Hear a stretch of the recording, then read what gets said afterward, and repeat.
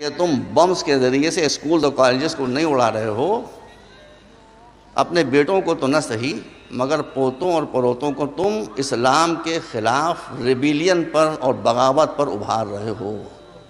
جیسے عیسائی فرق نہ کر سکے عیسائیت اور احمق پادریوں کے درمیان، ویسے تمہارے بچے بھی فرق نہیں کر پائیں گے۔ وہ کہیں گے اسلام وہ تھا کہ جس نے ہماری نسلوں کو پڑھنے نہیں دیا۔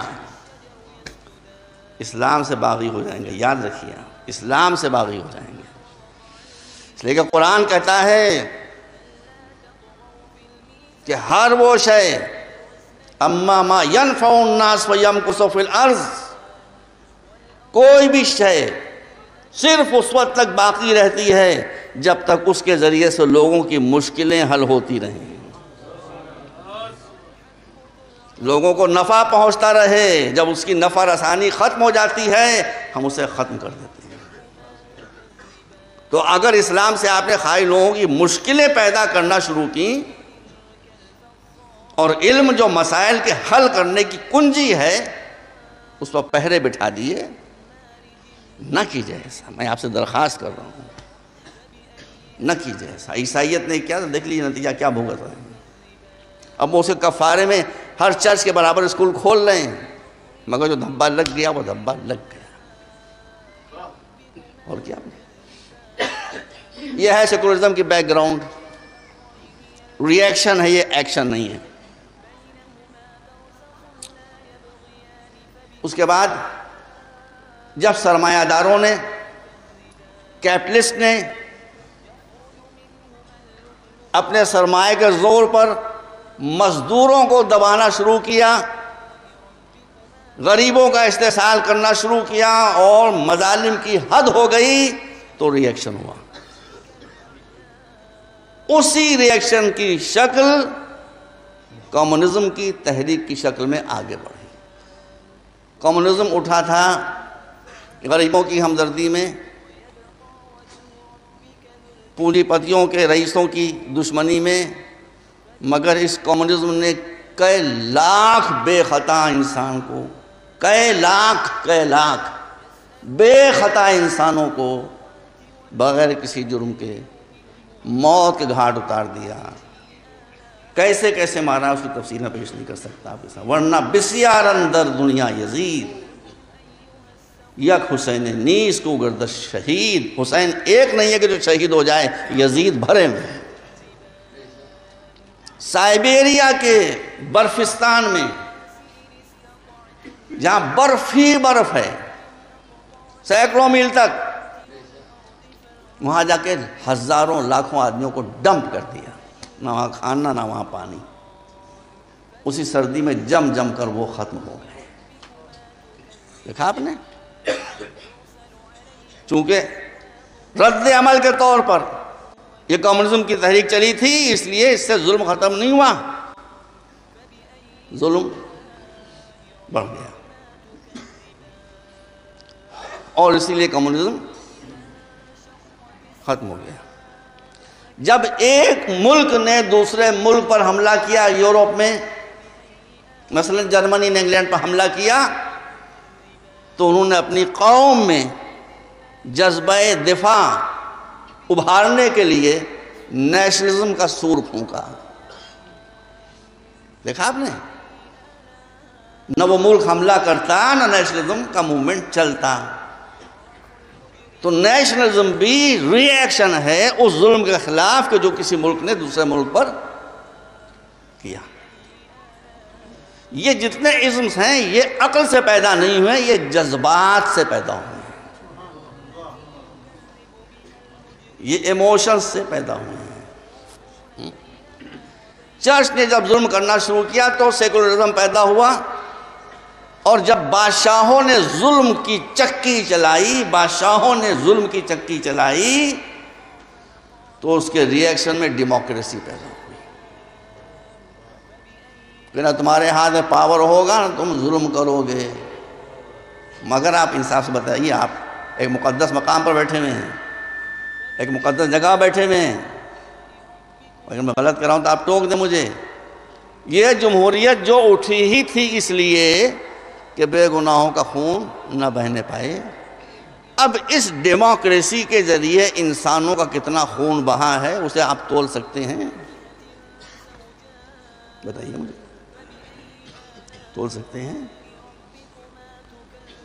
100 کال ڈیموکریسی نے کئی کروڑ آدمیوں کو مارا ہے، لاکھوں کو نہیں، کروڑوں کو۔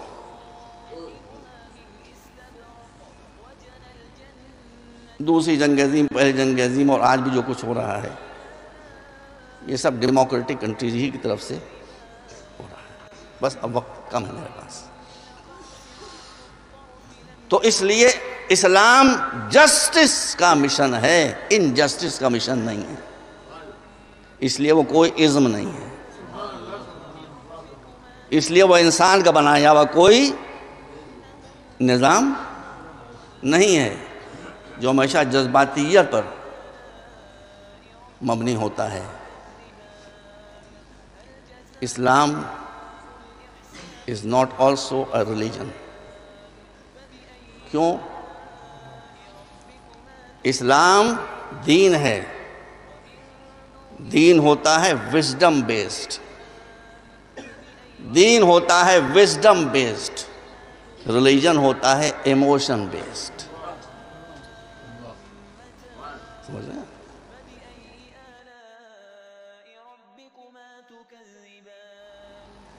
آپ کہیں کہ جو نماز نہ پڑھے وہ مسلمان نہیں ہے، جو روزہ نہ رکھے وہ مسلمان نہیں ہے۔ مسلمان نہ ہونا تو اب اتنا آسان ہو گیا ہے، اتنا آسان ہو گیا ہے۔ کسی کے داڑھی نہیں ہے، آپ نے کہا یہ مسلمان نہیں ہے۔ داڑھی کتنی بڑی ہو، کم سے کم تون تک تو ہونا ہی چاہیے، اس سے کم میں اسلام نہیں آئے گا۔ یہ بھائی میں جانتا ہوں نہیں، میں تو فلم دیکھتا نہیں، لیکن پاکستان نے کچھ کیا ہو یا نہ کیا ہو، ایک فلم پاکستان نے ایسی بنائی ہے جس کو میں نے دیکھا، and that film is a wonderful film، جس فلم کا نام ہے خدا کے لیے۔ بھائی خدا کے لیے آپ دیکھ لیں، ایک روشن خیال عالم ہے جو اسے صرف اتنا سوال کرتا ہے کہ یہ بتا دیئے، داڑھی کو تو ہم بھی مانتے ہیں، مگر یہ بتائیے کہ اسلام میں داڑھی ہے یا داڑھی میں اسلام ہے؟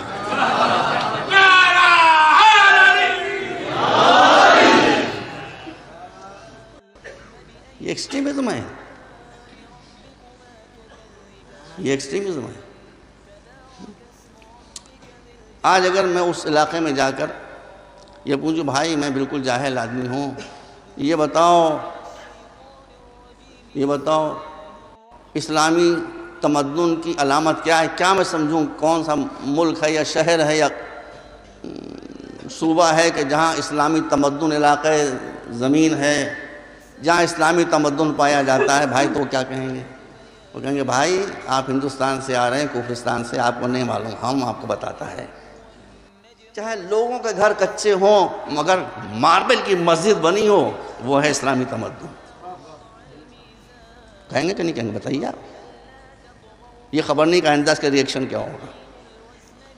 مولا علی سے جب پوچھا گیا جو کل ایمان کہ آپ بتائیں کہ اسلامی تمدن کی علامت کیا ہے کہ فلاں جگہ اسلامی تمدن پایا جاتا ہے، واللہ میں کہتا ہوں میں نے پڑھا ہے، نہ مسجد کا ذکر ہے، نہ میناروں کا ذکر ہے، نہ گنبدوں کا ذکر ہے، نہ داڑھیوں کا ذکر ہے، نہ پیجاموں کا ذکر ہے، کوئی ذکر ہی نہیں ہے۔ کیوں؟ اس لیے کہ اسلام مشن ہے، اور مشن ہے غربت کو مٹانا۔ تو اگر کسی اسلامی ملک میں اگر کسی اسلامی ملک میں غربت پائی جاتی ہے تو مولا علی کے لحاظ سے اسے اسلامی ملک کا ٹائٹل نہیں دیا جا سکتا۔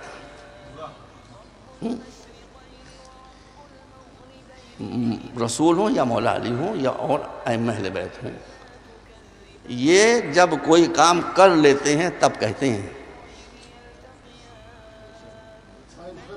یہ نہیں کہ پہلے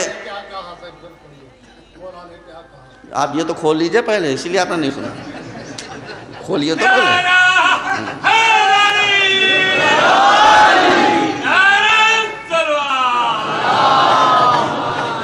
مولانا نے فرمایا کہ اسلامی تمدن وہاں ہے جہاں سب اتنے مالدار ہوں کہ دینے پر تیار ہوں، پیسے لیے گھوم رہے ہوں، اور کوئی غریب نہ ہو یا بے غیرت نہ ہو جو لینے پر تیار ہو۔